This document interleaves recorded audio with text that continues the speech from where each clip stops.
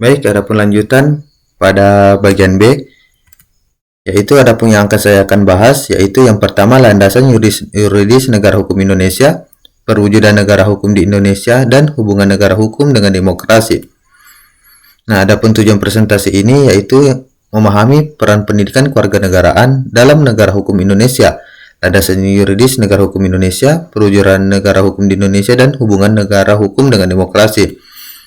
Nah, yang pertama, landasan yuridis negara hukum Indonesia. Dasar pijakan bahwa Indonesia adalah negara hukum sekarang ini tertuang dengan jelas pada pasal 1 ayat 3 Undang-Undang Dasar Negara Republik Indonesia 1945, perubahan ketiga yang berbunyi, negara Indonesia adalah negara hukum. Dengan dimasukkannya landasan ini ke dalam bagian pasal Undang-Undang Dasar Negara Republik Indonesia tahun 1945, menunjukkan semakin kuat serta menjadi amanat negara bahwa negara Indonesia adalah dan harus merupakan negara hukum.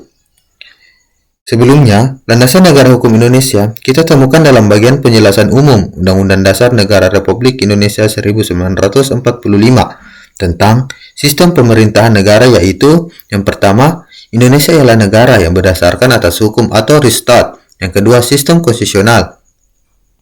Negara hukum yang dimaksud adalah negara yang menegakkan supremasi hukum untuk menegakkan kebenaran dan keadilan, dan tidak ada kekuasaan yang tidak dapat dipertanggungjawabkan.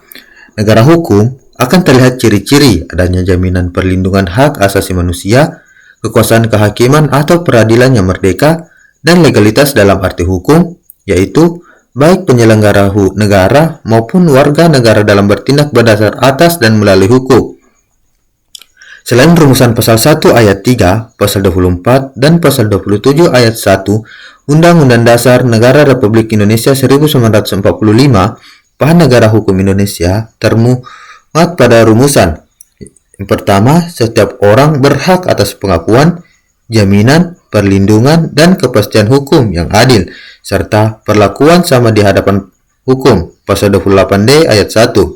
Yang kedua, setiap orang berhak untuk bekerja serta mendapat imbalan dan perlakuan yang adil dan layak dalam hubungan kerja, terdapat pasal 28D ayat 2. Dasar lain yang dapat dijadikan landasan bahwa Indonesia adalah negara hukum dalam arti material adalah dalam bagian pasal-pasal Undang-Undang Dasar Negara Republik Indonesia 1945, yakni pasal 33 dan 34. Yang kedua, perwujudan negara hukum di Indonesia. Undang-Undang Dasar 1945 merupakan hukum negara yang menempati posisi sebagai hukum dasar dan tertinggi dalam tatanan hukum atau legal order. Di bawah Undang-Undang Dasar 1945 terdapat berbagai aturan hukum atau peraturan perundang-undangan yang bersumber dan berdasarkan pada Undang-Undang Dasar Negara Republik Indonesia 1945. Legal order merupakan satu kesatuan sistem hukum yang tersusun secara hierarkis. Sistem hukum terdiri atas berbagai peraturan hukum sebagai komponen-komponennya dan saling berinteraksi satu sama lain guna mencapai tujuan hukum itu. Jenis dan hierarki peraturan perundangan menurut pasal 7 Undang-Undang Nomor 12 Tahun 2011 tersebut sebagai berikut. Undang-Undang Negara Republik Indonesia 1945, ketetapan MPR, undang-undang atau peraturan pemerintah pengganti undang-undang, peraturan pemerintahan, peraturan presiden, peraturan daerah provinsi, dan peraturan daerah kabupaten atau kota. Mahfud MD pada tahun 1998 mengatakan, Pancasila yang ada dalam pembukaan Undang-Undang Dasar Negara Republik Indonesia 1945 merupakan bagian dari Stats Fundamental Norm yang tidak dapat diubah. Di samping sebagai bagian dari Stats Fundamental Norm, Pancasila juga sebagai cita hukum yang harus mengalir pada seluruh produk hukum Indonesia. Pancasila sebagai dasar negara berkonotasi yuridis dalam arti melahirkan berbagai peraturan perundangan yang tersusun secara hierarkis dan bersumber darinya. Lebih lanjut dikatakan, dari sisi hukum, Pancasila dasar negara melahirkan kaidah penuntun hukum. Ada 4 kaidah penuntun hukum yang mengalir dari dasar negara Pancasila. Yang pertama, hukum Indonesia yang dibuat haruslah bertujuan membangun dan menjamin integrasi negara dan bangsa Indonesia. Yang kedua, hukum Indonesia yang dibuat haruslah berdasarkan demokrasi dan demokrasi.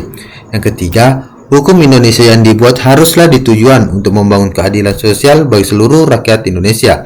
Yang keempat, hukum Indonesia yang dibuat haruslah berdasar pada toleransi beragama yang berkeadaban.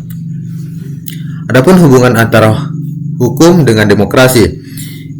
Hubungan antara hukum dengan demokrasi dapat dinyatakan bahwa negara demokrasi pada dasarnya adalah negara hukum.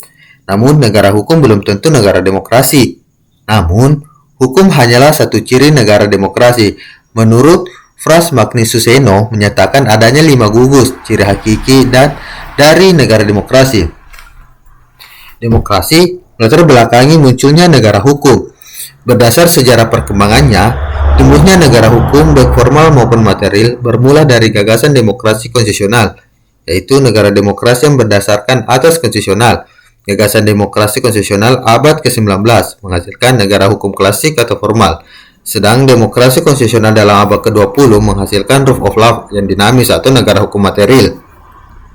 Demokrasi baik sebagai bentuk pemerintahan maupun sistem politik berjalan di atas dan tunduk pada koridor hukum yang disepakati bersama sebagai aturan demokrasi.